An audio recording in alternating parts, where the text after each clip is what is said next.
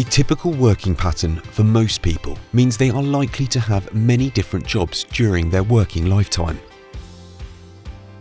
It is also common to have various pension arrangements from the time in each job. So people can end up with multiple pension pots scattered around and without any form of joined-up strategy towards them. This is because the pensions have not been coordinated around a specific approach, but simply accumulated with jobs. This, or something similar, may represent your position, and if it does, you may wish to consider consolidating your pensions. Pension consolidation is when you decide to bring your pensions together into one plan. This can be attractive and comes with several possible advantages.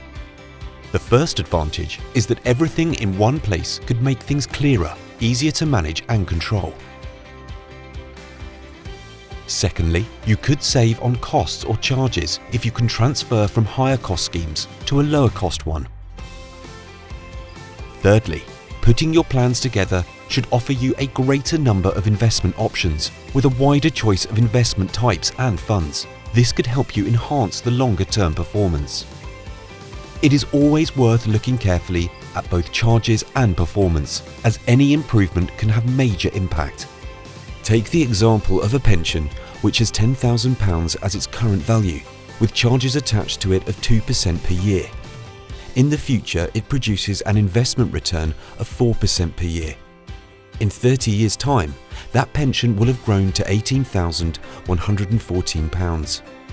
Now compare this to another £10,000 pension, which grows at 6%, with charges of 1.5% per year. In 30 years, this will be worth £37,453. Consolidating combines easier management, less paperwork, less to keep track of, with potentially better overall terms. To consolidate past pensions into one plan is often attractive, but before doing so, you should be wary of some potential disadvantages. If any of your pensions were a defined benefit pension scheme, they would probably have a minimum or guaranteed income at retirement, which is difficult to replace, and you should generally be very cautious about moving this type of pension. In a similar way, some older schemes, regardless of their type, may have other forms of guarantee, which could be valuable. And many older schemes of any type could have transfer penalties, which would mean you pay a cost for moving them to your new scheme. You will note that this is not a simple decision because the devil is in the detail, and whether to transfer any pension, whether consolidation is a good or bad idea, is very much dependent on your specific circumstances. Of course, consolidating can be applied to some of your past pensions. It doesn't have to be all of them.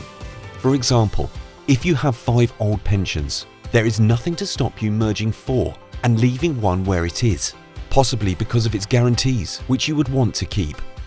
There are many times when consolidating makes perfect sense, but it is not always the case, and you should carefully check the terms on your past pensions and use an expert to help and advise you.